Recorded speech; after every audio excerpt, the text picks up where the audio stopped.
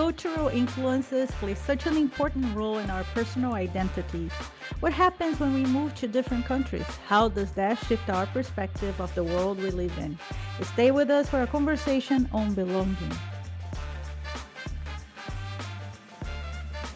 Hello, listeners. We are the Happy Go Moody podcast with your hosts, Vivian and Natalia. I'm Vivian, and today we want to talk about our travels. Today, I'm living in the Berkshires, Massachusetts. Where do you speak from, Natalia? I'm in Atlanta, Georgia. As we mentioned in our first episode, we were both born in Brazil. Natalia, you didn't move from Brazil to Atlanta, right? You first lived in Germany, if I remember well. Tell us, how was that for you? Yeah, I moved from Brazil to Germany. It was quite a journey. I didn't know exactly what to expect, and it was nothing like I thought it would be. It was it was it was difficult. Like when we first moved there, it was difficult to understand, the culture and to speak the language. I did not speak German at the time, so I had to learn. It was challenging, but it was fun at the same time. I was open to do something different, so I kind of liked it. And I remember I registered to a German class there, and our teacher just spoke German. And one thing she said, you have to talk. I would just get my dictionary to translate everything, but she would say you have to talk to people to practice, and then they're going to talk back to you. So I would make a point to go to people and say, hey, what time it is, like what time, or what time is the train coming, or like practicing some questions just so I can, try to start a conversation with someone, and get to really get to experience the language and the people. And the longer I stay there, the more I realize the big difference between the two countries, and I enjoy a lot. But there was a lot of like white, how do you say that, eye opening for me. Things that I think we do in Brazil that I just assume everyone was like that, and it's not. The German culture is very different than the Brazilian culture. They are a little, people say, Brazilians so friendly. And I have to say, Germans are very friendly too. I have great German friends. They may not be as outgoing when you just met them, but when you get to meet them for longer, and you make friends, they are friends for life, and they're great people. I really like there. It's a little quieter though than Brazil, and that was a big shock for me too. Brazil at night, you can hear people talking on the street and walking in cars. And I felt like in Germany was silence at night, other than a couple drunk people. And yeah, they might be my friends. And yeah, they might be me.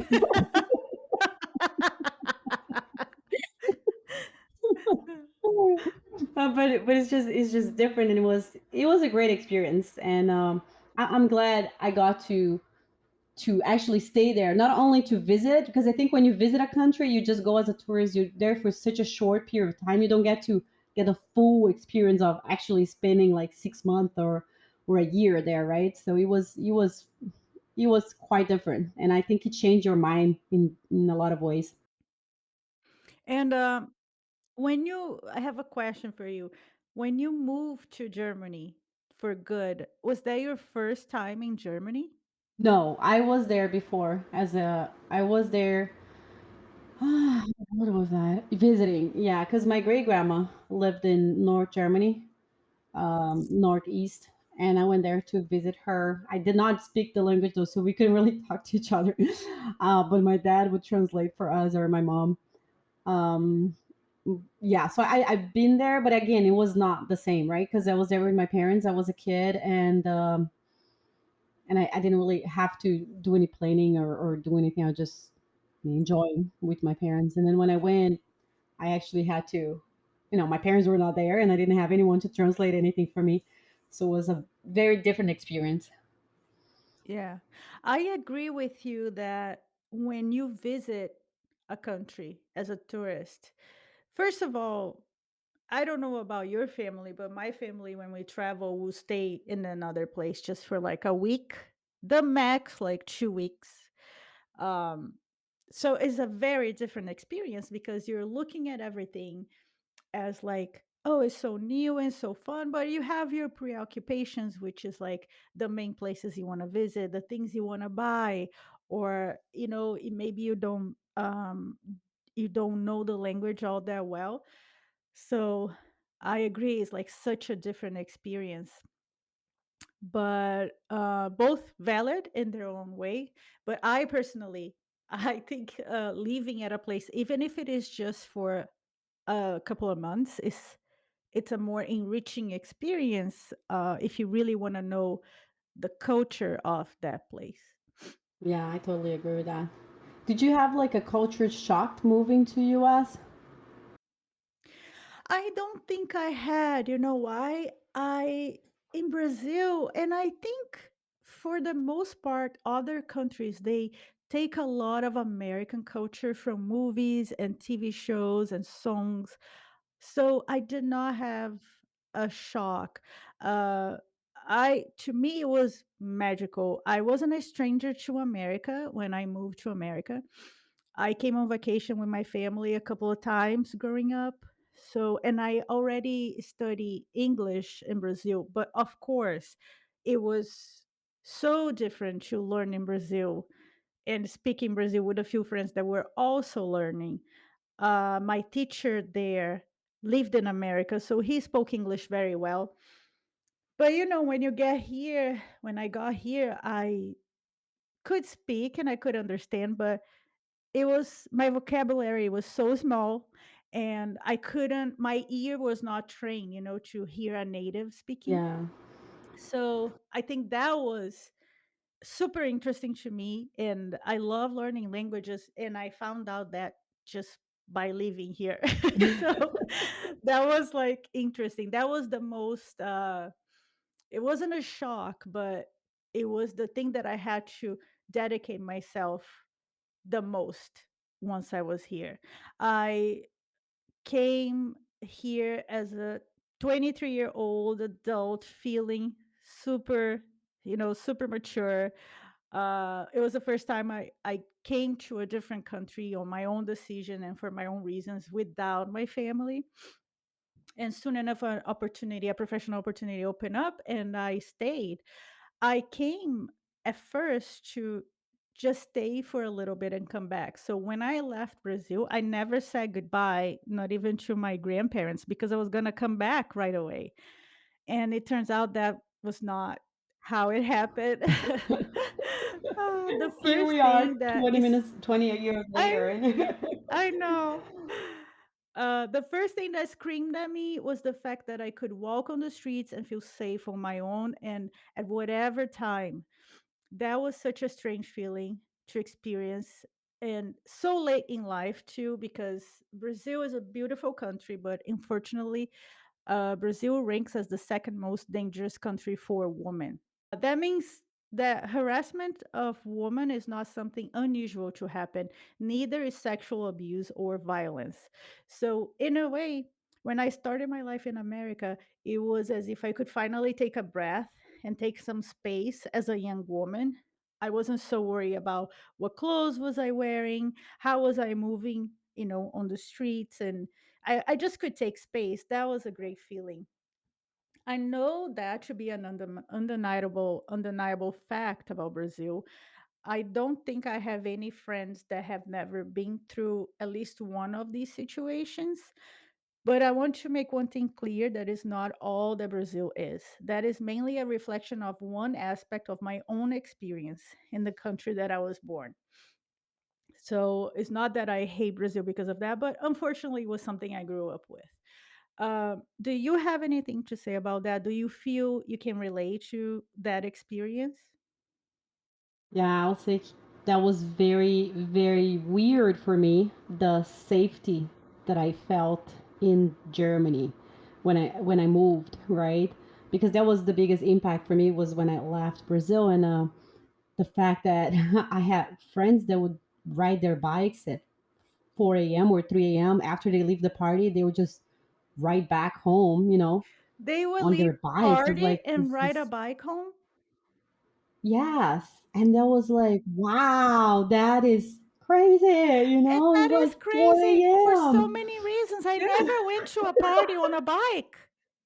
That is so Oh, interesting. I have a funny story, and to protect people, I'm not gonna say who that was, but it wasn't me. But I was riding back home. But after one party, I think we're riding back home. Maybe we're riding to the party after our before party because we had like the before party, like the pre-party, right? And then we go to the party and then we go home. So I don't remember when we're. I think we're riding home from the party, but we're drunk Excuse and me, people, if you do not understand, Natalia in Germany was a party animal. If you talk to her at that time, most of her conversations involve parties, pre-parties, or after parties. yeah, but it's one time we're like coming back from a party, and then and in Germany they are very strict. There's a lot of rules, right? You are not like if you're riding your bike and you have a driver's license and you do something wrong, you can lose your points on your driver's license. And don't quote me on that. That's what I heard. I think it may be true because they're very strict with their rules. So we're riding back and you're drunk and you're not supposed to ride drunk, like riding a car drunk. You can't do that. So this a friend of mine got nervous, and then because she saw a police car coming, and she was kind of like in the middle of the lane, a little drunk, and then she just like dropped the bike on the floor and got out of the bike, and then the police just stopped the car and came talk to her, and she was like, "I am just gonna park here with the bike like in the middle of the road." I don't remember, but the guy just started laughing, and he was like, "Just walk your bike home, okay?" And she's like, "I got it, okay." But it's just, yeah. So that feeling of being safe and being able to, you have your phone, and just be able to like look at your phone at 2 a.m. on the street, like no one is gonna come and get it out of your hand. You don't have to be nervous about it. That was a big thing for me. That was a big shock. I felt like weird. Yeah.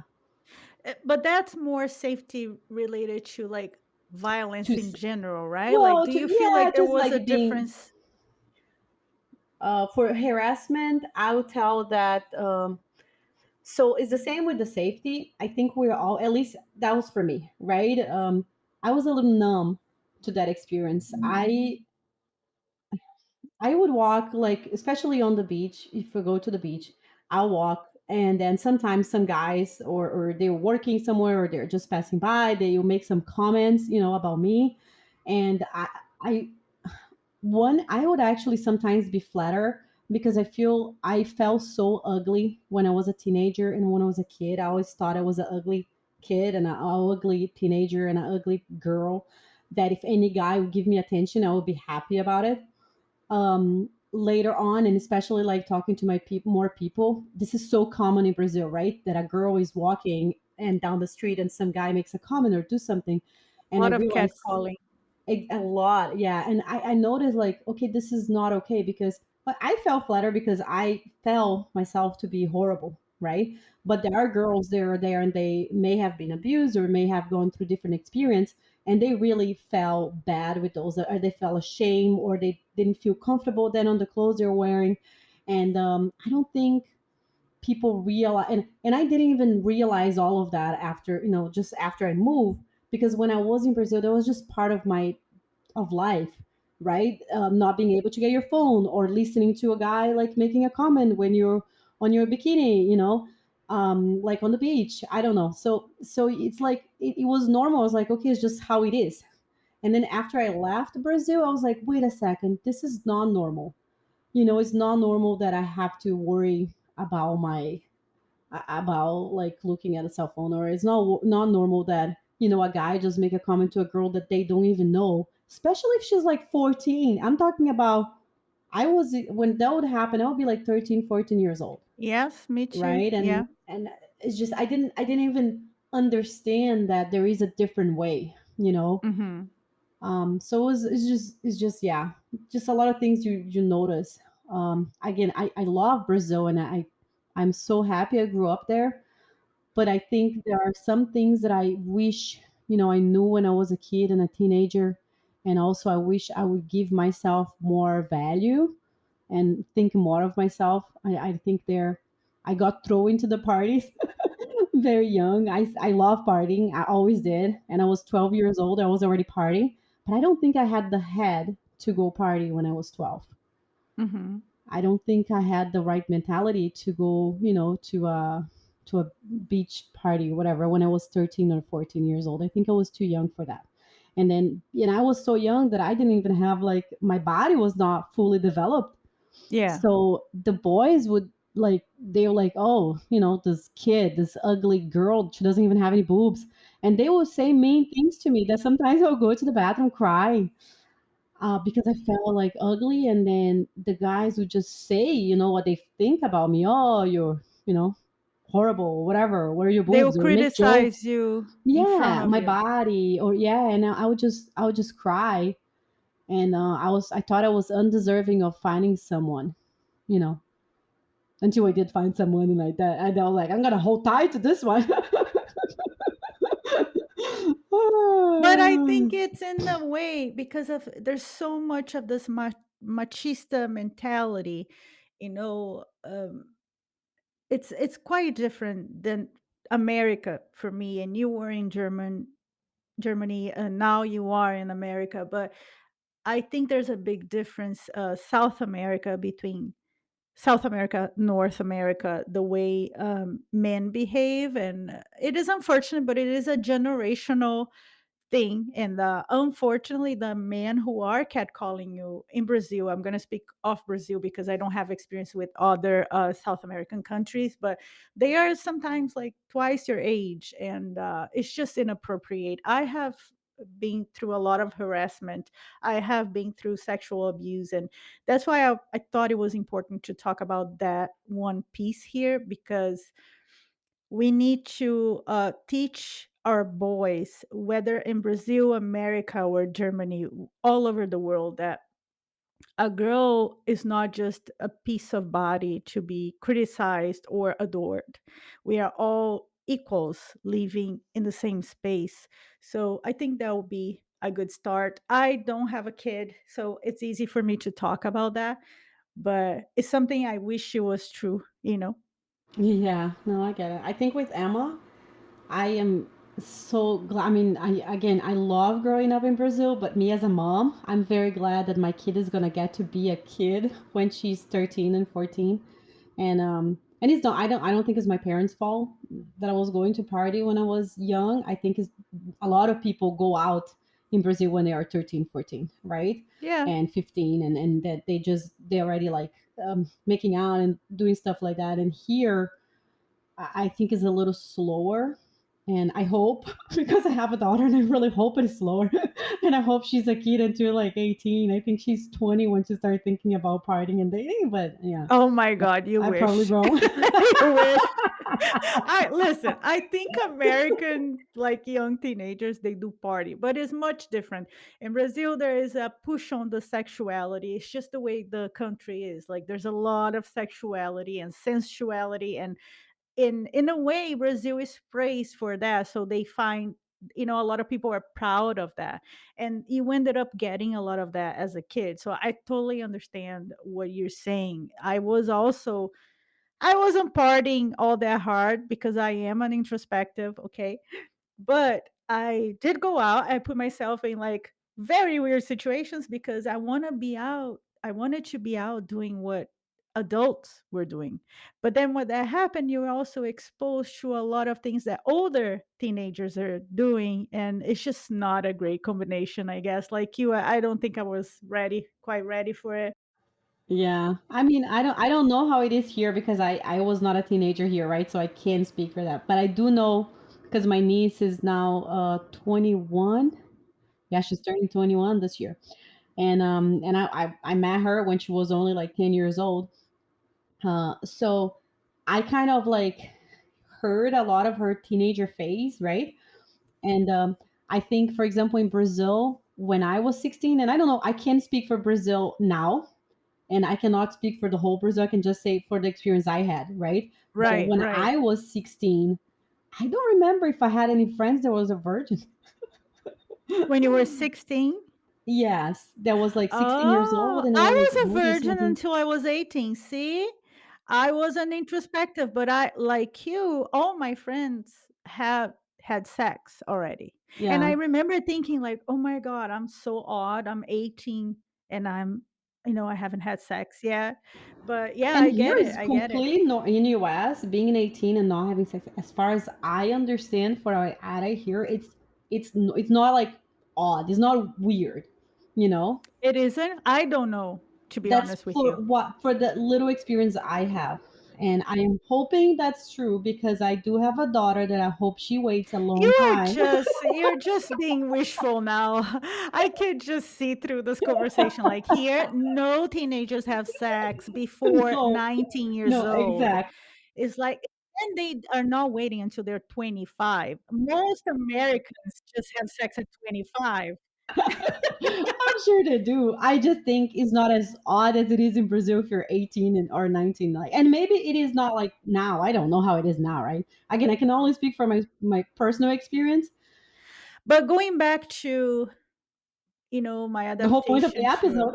to yeah, belonging. We're talking about belonging, people. Let's just get back to it. I think that I Uh, adapted quite well to the American culture. When I first arrived and I got a job and I realized, oh, I think I'm going to stay. I was learning every day about all kinds of different things. I was meeting new people at work and in the neighborhood, and they were all very welcoming and friendly. I will say, I think Americans are welcoming and friendly. I think they're warm people. It's just a different type of warmth than Brazilian people. In Brazil, you meet someone new and you get along. Tomorrow, they're already making jokes. You're already making jokes about each other. You're already going to each other's house.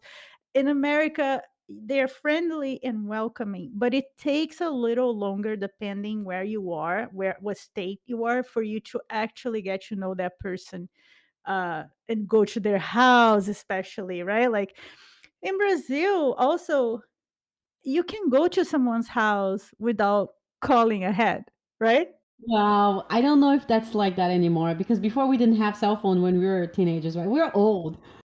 Well, let me tell you something. I've been in a couple parties in Germany that was Brazilian and German, like the Brazilian community that I knew in Germany and they're meeting. And the German invite for a party and they say, oh, 7 p.m. All Germans are there at 7 p.m. No Brazilians are there at 7 p.m. because in Brazil, if you say a party starts at 7, you know that means 7:30 or 8. It doesn't mean you're there at 7. Yeah, it means like any time after Yeah, 7. Yeah. Yeah. And in Germany, if we say 7, they're very like on the dot. yeah. I Unless like the that. train is late, which happens I sometimes. I like that. That's why I like Japanese culture too, because things are more structured. Of course, they can be annoying sometimes, but I love the structure of like things like that. I just yeah, it's just funny. I just think it's just like again as a culture thing, right? And I have a friend of mine, Brazilian, that invited people over for her party, and her party was like at 8, and then this German guy got to her party at 8, and she was still blow drying her hair, and she's like, he got here at 8. I was like, you invited him at 8. I was just like, everyone knows 8 means 8:30. I was like, no, every Brazilian know that. So yeah, that happens. Like when you live in Germany, did you stay always in the same area or neighborhood? Oh no, I moved. I first I was living northeast Germany. That is totally different from southwest where I moved to after 1 or 2 years. I don't even know. What are the Then differences?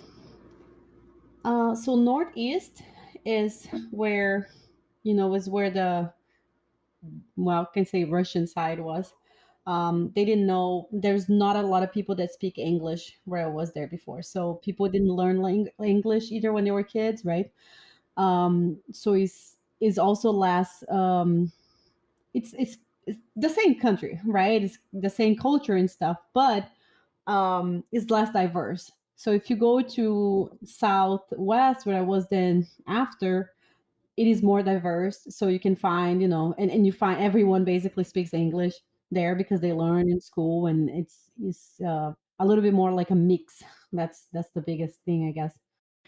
Yeah, I lived in New Jersey for a little bit because it was a quick train ride to New York City where I worked, and I it was the only place really that was close enough and I could afford an apartment of my own without having a roommate. Uh, but then I met my husband, Mr. Vivian, and we got married. And we moved I to was the upper. there. Yeah, you were there. You spoke at my wedding and everything. Wait, did you speak in English or Portuguese? Yeah, in English. Very bad Oh, English, but yeah, I did. ah, doesn't matter. I loved it. Uh, so yeah, we got married and then we went back to New York City and we moved to the Upper East Side. From New York City, after years and years there, we kind of were. I used to live on Second Avenue, and I think it was 62nd. And dude, Second Avenue is like so fucking noisy. It's just so noisy. I love the city to death. I love New York City, but it takes it takes time to like relax at night because things keep going and cars honk for anything really. So we were like, let's try moving out and doing something different. So we moved to Montreal, Canada, and delicious food, beautiful city, but the winters were like killing us. It was so well, Germany is really cold too. Yeah, I don't think it's as cold as Montreal though. Really? I always think of Germany I as mean, like it's really cold. bad Yeah, it is cold. cold. It is cold. It is very gray, but somehow I don't know. I was there for 7 years, right? And I was drunk for 7 years. It's hard for me to. That's why you didn't feel cold. I did not feel that cold. I don't know, like it didn't bother me. It's not about the coldness, I think, in Germany, it's about the fact that the sun doesn't shine as much as in Atlanta, for example. So you don't see the Ah, sun as much as you see here, for sure, or in Brazil. I totally know what you're talking about. And that was Montreal for us. Like, there was no sun. I felt like so depressed. Then the spring comes along and then the whole city it's alive again, but we just couldn't stay any longer. So we stayed there for maybe a year and 2 months, something like that, but no longer than that. And I had no other option than to buy really warm everything. And then I also realized, like, oh my god, I was always cold in the winter in New York because my jackets were like not warm at all. I finally knew how to dress for the winter once I lived in Montreal. Then we decided, no, let's get out of here. And we moved to Chicago. My husband, Mr. Vivian, found a job in Chicago, and the company was like, "Oh, we pay for you for your tickets, and we'll give you an apartment for 2 weeks, and then until you find a place for yourself." We are like, "Yeah, let's get out of here." And then we lived in a neighborhood called Lakeview, and I loved Chicago. I made lifelong friends in that city. People in Chicago are so nice and earnest. There I met my dearest yoga and breathwork and meditation teacher, Shaba Kar and Shiva Singh from Spirit Rising Yoga. They did not pay me to say that to you, but they are amazing human beings. They really transformed my life. We stayed in Chicago, I believe, 2 years or so until we had to uproot again. Mr. Vivian started working in California. Uh, and for a little while, we were like not sure about what's going to be the best for us. For practical reasons, of course, it couldn't be keep working in California, and I'm living in Chicago. So we ended up moving to LA. We were in Culver City in LA, and that was rough. We stayed there in California for 3 years and we moved 3 times. I met all kinds of people. Most of them were the craziest people I think I've ever met. I had to call the police on my downstairs neighbor once. I got to know people who lived in their cars, and that was a normal thing for many people. Yeah. There was an unhoused man who believed flying monkeys were shooting lasers on human beings and causing them cancer. Oh my goodness. And his job, I'm not kidding, he was such a fascinating person to have a conversation with because he'll tell you the craziest stories. He wasn't from India, but it was a place like that. And he walk around with a cardboard on a bike. And then when he would see these monkeys shooting lasers at him, he would like lift up the cardboard and say, like, come on there, I'm gonna protect you. So he was the protector from the cancer laser. He protected the whole neighborhood. Wow. There was a lady that told me that every living person, for every living person, there was a doppelganger, right? Yeah. And I should keep my eyes peeled for them because they meant harm. And her doppelganger was always trying to attack her. That was a real conversation, Natalia. Did you meet crazy Well, people in Germany? I meet crazy people everywhere. I love it. I Oh, met I you. forgot.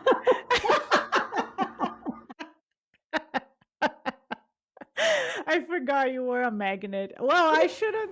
I'm not that far behind, I guess. But you were a magnet for like odd situations.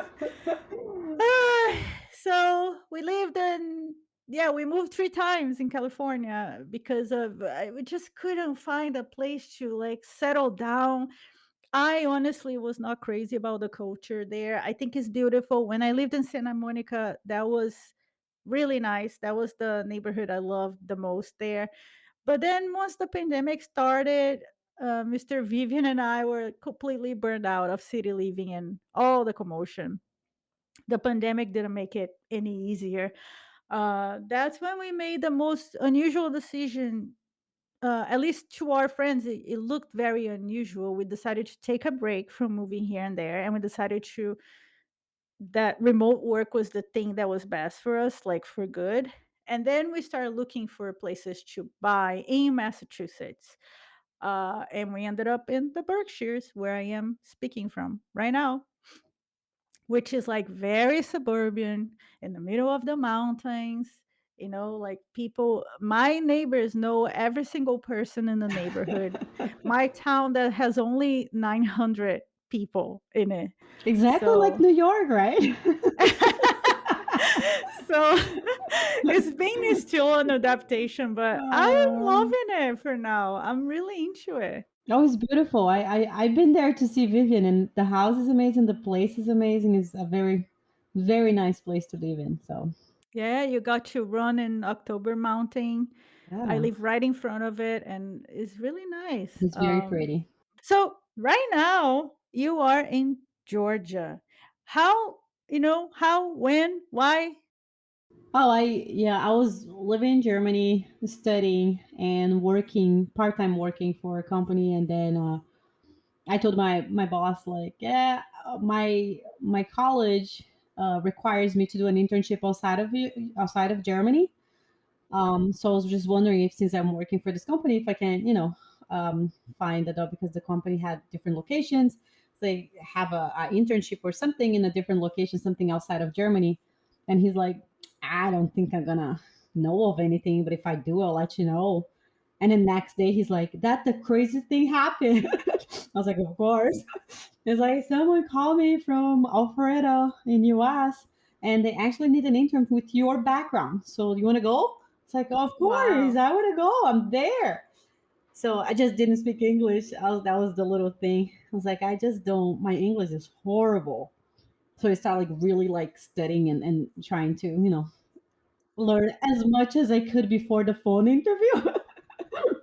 So I wrote down some sentences in English and got like kind of like ready for the interview. And yeah, that's how I came here. So I came for the internship, then I went back for another semester, then I came back for another internship, then I went back for another semester, I came back for Oh my my thesis, God. and then I Wow. stayed.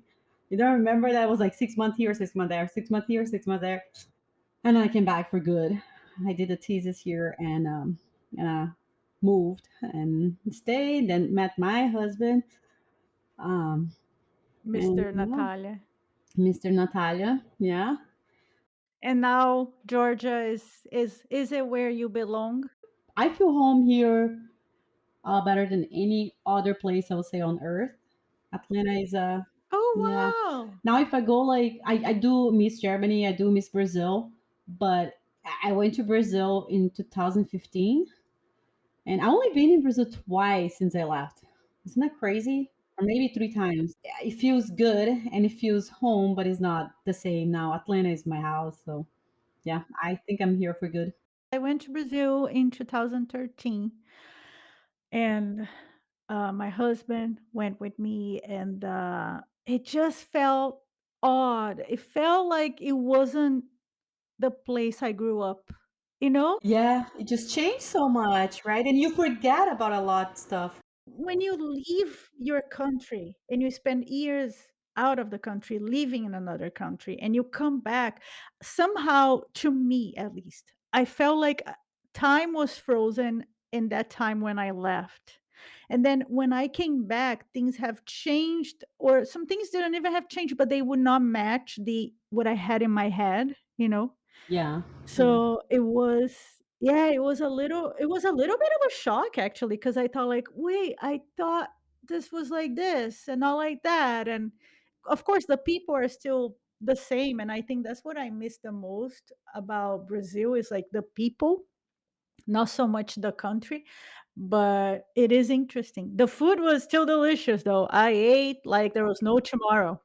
Oh man, I went to a Rodizio de Pizza, a pizzeria where you get all the pizza you want, right? And that's something I miss. I wish they had it here.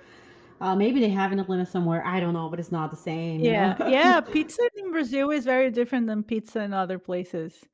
It has more of everything. Mr. Natalia doesn't love it, I think. He's like, that's not the Italian pizza. Like, that's not Italian pizza, that's Brazilian pizza. Okay? I miss my stroganoff pizza. I know stroganoff is not Brazilian, it's Russian, I guess, right? But I like it. And you only have stroganoff pizza in Brazil. Or chicken heart pizza. You only have that in Brazil, right? Chicken In South hearts, Brazil. yeah, You don't even have that in North Brazil, right? I don't eat meat anymore. It's been years since 2011, I don't eat meat, but, I used to love growing up chicken heart. My god. Yeah, I love chicken. My Emma loves chicken heart. And my husband's family, they think that she's crazy for eating chicken hearts because Yeah, they they think it's probably think like this is disgusting, right? disgusting. Yeah, yeah. Yeah. It's so funny. It's funny when you grow up with something that's so common and then other people look at it and it's like, "What?" Or vice versa, right? They sell chicken heart in the farmer's market and it's literally like a little tiny container. And I think people just buy like for their dogs and stuff. And we buy to eat because no one eats chicken Do heart. you mean here in Here in America? US in the farmers market, Ah, yeah. I've never So we seen actually it. go there, we buy it. Yeah, we buy in the farmers market, but it's like in a place where the chicken's in a small container on the side and no one ever buys and the people that buy is probably buying for, you know, like I don't know, for I know one Oh, woman that was buying and asked like if she was doing a recipe or something. She's like, I buy for my dog. I was like, oh, okay, never mind. wow, wow. So, do you in all these travels that are more like, new homes, like, what are the things that you feel are important culturally and that you've learned for yourself? I think the most important thing is when I moved from Brazil to Germany, I kept telling everyone I'm Brazilian and I feel Brazilian, right? I'm Brazilian. And then I got to meet the Germans and understand the culture and learn the culture and live there for so long, like for the 7 years. And I came to US and I would say, well, I'm part German, part Brazilian, right? Mhm. And because I felt like I was so into the German culture for so long and I don't know. Then here, I think I learned that it really doesn't matter where you're from. Like, I'm gonna find Brazilians that think like me. I'm gonna find Germans that think like me, and I'm gonna find Americans that think like me. And it's not because I lived on the three countries, because I'm gonna find, people from Korea that think like me, and I have one of my best friends. I have friends from Russia. I have friends from all type of countries. One of my best friends here, she's from Iran, and what I learned, and I think the biggest experience for me is that it really doesn't matter where you're from, right? You're gonna have Brazilians that think like you, and some of them are don't. and you're gonna find people from this country that have kind of like the same mentality as you, and some of them don't. So I think people generalize so much, saying, "Oh, Brazilians are like that, Germans are like that, Americans like that." No, we're all different.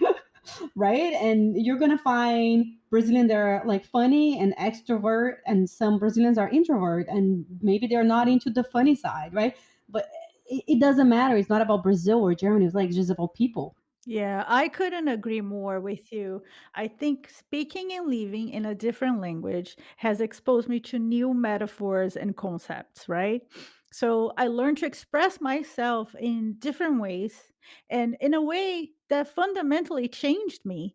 I became way more open minded and than I was before, because just experiencing what is normal to me in Brazil, what is normal in a foreign culture, made me realize that there isn't just one right way to do things. So, like you, I agree. Like, we're all people, and there's not one generalized way to categorize, like, Brazilians are like this, Americans are like that. I think there are differences culturally, of course, but they level up themselves when you actually get to know a person, that and you get to know them beyond the culture that they are raised in, right?